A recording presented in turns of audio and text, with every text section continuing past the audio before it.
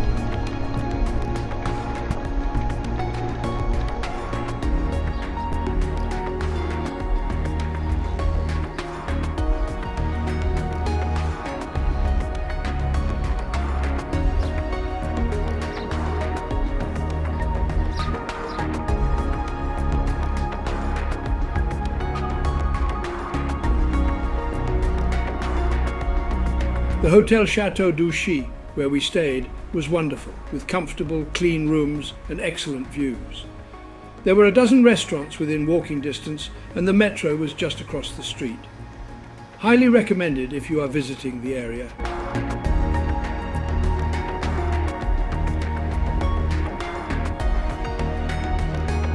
This is the beautiful winding staircase in the original tower of the Chateau d'Ouchy. The tower and original chateau were built in 1170 by the Bishop of Lausanne, and subsequent bishops made it their home for centuries. The chateau survived the Bernese occupation and various stages of neglect and reconstruction to re-emerge today as a historic yet trendy boutique hotel.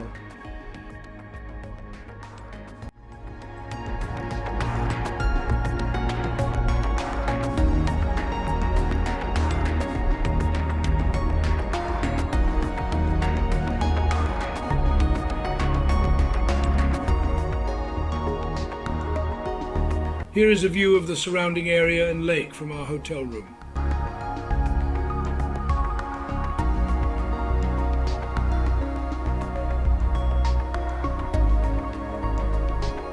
Lausanne may not have as diverse a range of restaurant choices as Switzerland's bigger cities, but there are plenty of great places to eat here if you know where to find them.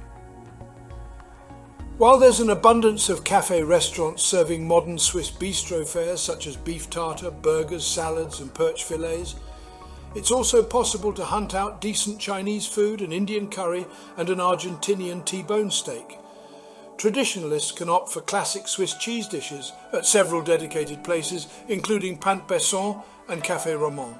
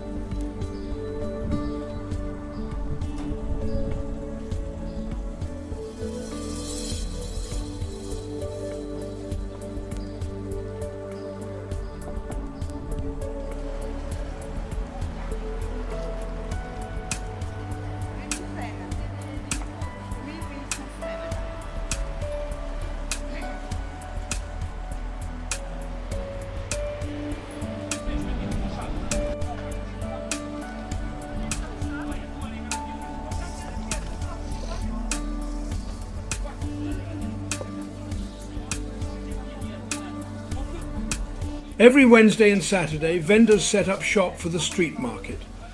Whether you live in Lausanne or are strolling through as a tourist, there is something for everyone.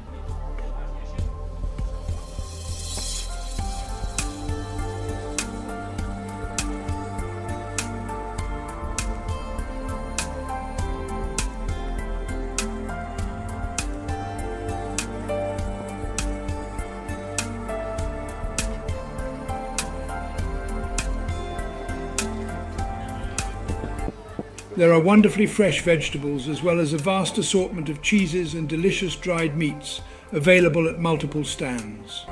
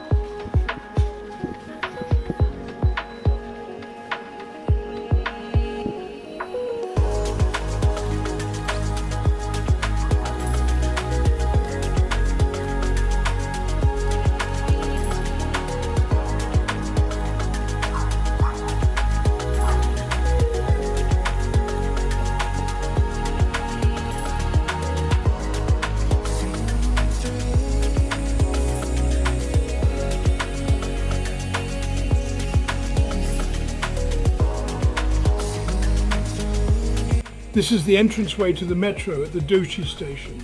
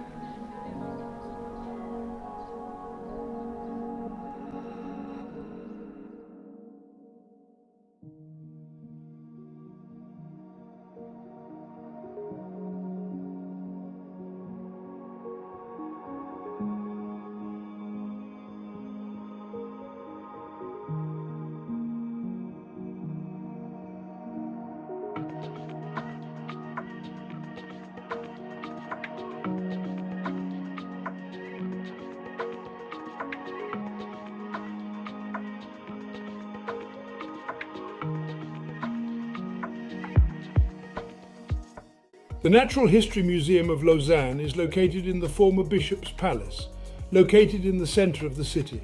The museum opened in 1918 and was refurbished in 2018. It explores the city's history and culture through its rich collections that document the city's cultural, economic, social and political history. The building pays homage to the natural world with terracotta designs and gargoyles on the facade.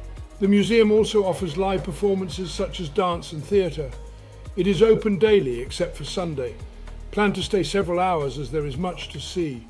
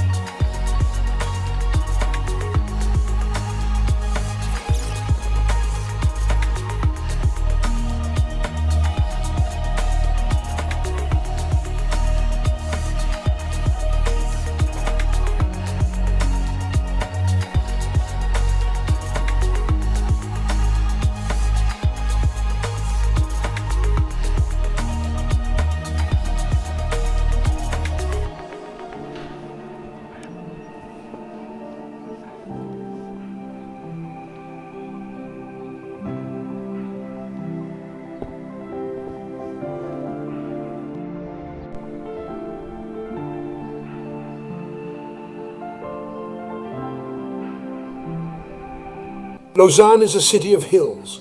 It is a long, steep walk up to the cathedral, but definitely worth the effort.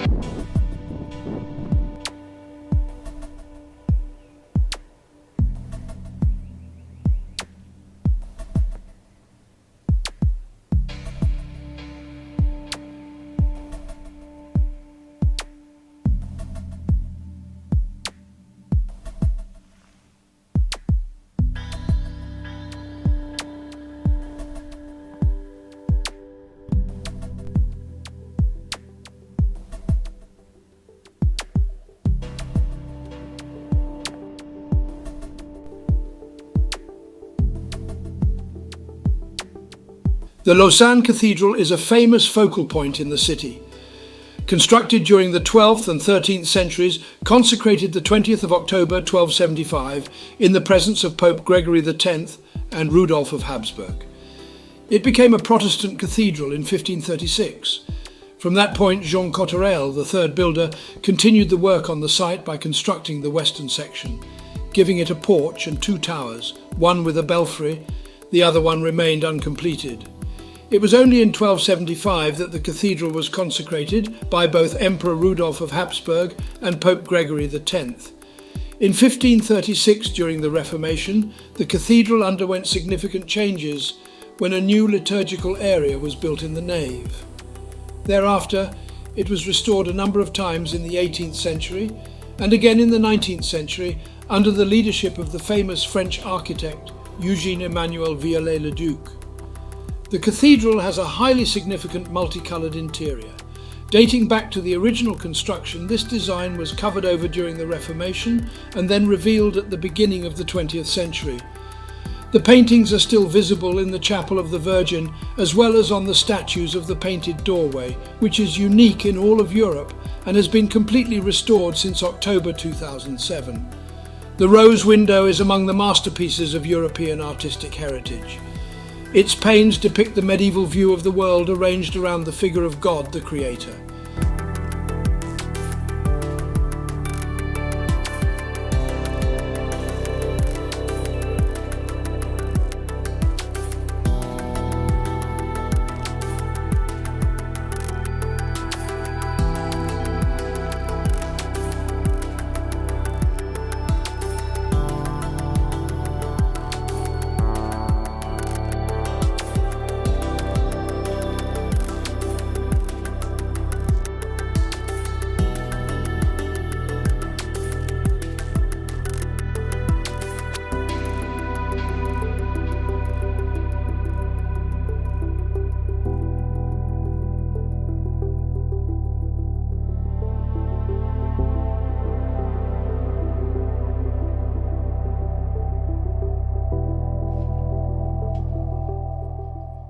And now it's time to say goodbye to the beautiful city of Lausanne, the San Francisco of Switzerland, as locals call it, for all its hills. Be sure to watch my upcoming presentation, The Olympic Capital, highlighting the Olympic Museum and the Olympic Park Sculpture Garden.